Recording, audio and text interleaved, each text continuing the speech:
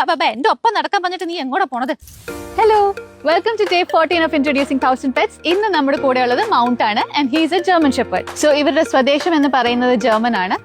And ഇവരൊരു working class dog ആണ്, shepherd dog ആണ്. അതായത് വലിയ ഹേർഡ്സ് ഓഫ് കാറ്റൽസിനെയും ഷീപ്പിനെയൊക്കെ ഹേർഡ് ചെയ്യാൻ വേണ്ടി ജർമ്മനിയിൽ യൂസ് ചെയ്തുകൊണ്ടിരുന്ന ഒരു ബ്രീഡാണ്. ഒരു മീഡിയം ലാർജ് സൈസ് ഡോഗ് ബ്രീഡാണ്. ഈ വേൾഡ് വാർ 1 വേൾഡ് വാർ 2 ശേഷം ജർമ്മൻസിനോടുള്ള ഇഷ്ടക്കുറവ് കാരണം ഇവരുടെ പേര് ചെറുതായിട്ടൊന്ന് മാറ്റി അൽസേഷ്യൻ വൂൾഫ് ഡോഗ് എന്നാക്കിയായിരുന്നു.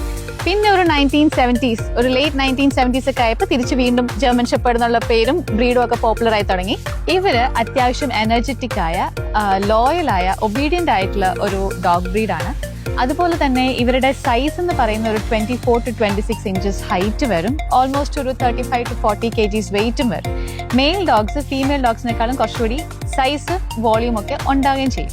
ഇവരുടെ ബോഡി എന്ന് പറയുന്നത് നല്ല എനർജറ്റിക് ആയിട്ടുള്ള, അത്ലറ്റിക് ആയിട്ടുള്ള ബോഡിയാണ്. കുറച്ച് ഷേപ്ഡ് ആൻഡ് ഡിഫൈൻഡ് ആയിട്ടുള്ള ഹെഡാണ്. നല്ല കൂർത്ത ചെവികളായിരിക്കും. മുഖം അല്ലെങ്കിൽ മൂക്ക്, സ്നൗട്ട് എന്ന് പറയുന്നത് കുറച്ച് ലോങ് ആയിരിക്കും. പിന്നെ നമ്മുടെ കയ്യിൽ ഇരിക്കുന്നത് ഒരു long coat type German shepherd ആണ്.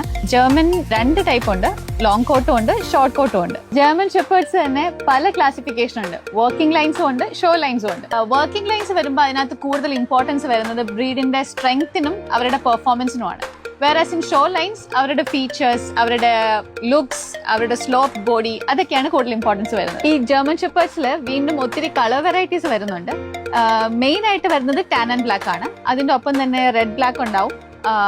പിന്നെ കൂടുതൽ പ്യോർ ബ്ലാക്ക് ആയിട്ടുള്ള ജർമ്മൻ ഷെപ്പേർഡ്സ് ഉണ്ടാവും. കുറച്ച് ലൈറ്റ് വൈറ്റിഷ് കോട്ട് വരുന്ന അല്ലെങ്കിൽ വൈറ്റിഷ് ഷെയ്ഡ് വരുന്ന ജർമ്മൻ ഷെപ്പേർഡ്സ് ഉണ്ടാവും. പിന്നെ ഇവരുടെ കോട്ടിന്റെ കാര്യം പറയുകയാണെങ്കിൽ ഇവർ ഡബിൾ കോട്ട് ബ്രീഡാണ്.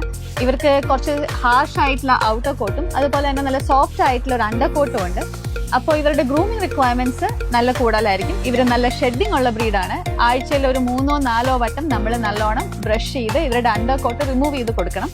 ഇവര് നല്ല എനർജറ്റിക് ആയിട്ടുള്ള ബ്രീഡ്സ് ആയതുകൊണ്ട് തന്നെ ആക്ടിവിറ്റി ലെവൽ, അതായത് ഫിസിക്കൽ ആൻഡ് ഇമോഷണൽ ആയിട്ടുള്ള ആക്ടിവിറ്റി നമ്മൾ നല്ലോണം കൊടുക്കേണ്ടി വരും. നല്ല ട്രെയിനിങ് റിക്വയർമെന്റ്സ് ഉണ്ടാവും. ഓൾമോസ്റ്റ് ഒരു 1 to 2 hours of training every day ആവശ്യമുള്ള ഒരു ബ്രീഡാണ്. ഇവർക്ക് ഒരു 10 to 13 years of life expectancy ഉണ്ട്. ഇവരുടെ പേഴ്സണാലിറ്റി ട്രേറ്റ്സിനെ പറ്റി പറയുകയാണെങ്കിൽ ഇവർ അത്യാവശ്യം നല്ല കോൺഫിഡന്റ് ആയ, കറേജസ് ആയ, ഇന്റലിജന്റ് ആയിട്ടുള്ള ഒരു ബ്രീഡാണ്. പെർട്ടിക്കുലർലി നമ്മുടെ മിലിറ്ററിയിലും ഡോഗ് സ്ക്വാഡിലും ഒക്കെ വളരെ അധികം കണ്ടുവരുന്ന ഒരു ബ്രീഡും കൂടിയാണ് ജർമ്മൻ ഷെപ്പേർഡ് എന്ന് പറയുന്നത്. ഇവര് വളരെ ഫിയേഴ്സ്ലി ലോയൽ ആൻഡ് പ്രൊട്ടക്റ്റീവ് ആണ് അവരുടെ ഫാമിലീസ് ആയിട്ട്. അത് പറയുമ്പോൾ തന്നെ വളരെ ചെറുപ്പത്തിൽ മറ്റ് ആൾക്കാരായിട്ടും മറ്റ് പെറ്റ്സ് ആയിട്ടും ഒക്കെ ഉള്ളൊരു ഇന്ററാക്ഷൻ അല്ലെങ്കിൽ സോഷ്യലൈസേഷൻ നമ്മൾ സ്റ്റാർട്ട് ചെയ്യുകയാണെങ്കിൽ ഒരുപാട് അഗ്രഷൻ അല്ലെങ്കിൽ മറ്റുള്ളവരോടുള്ള അഗ്രഷൻ സംഭവങ്ങളൊക്കെ നമുക്ക് നേരത്തെ തന്നെ കുറച്ചെടുക്കാൻ പറ്റും. അടുത്ത ദിവസം മറ്റൊരു പെറ്റുമായി കാണാം. അൻടിൽ ദെൻ ടേക്ക് കെയർ. ബൈ.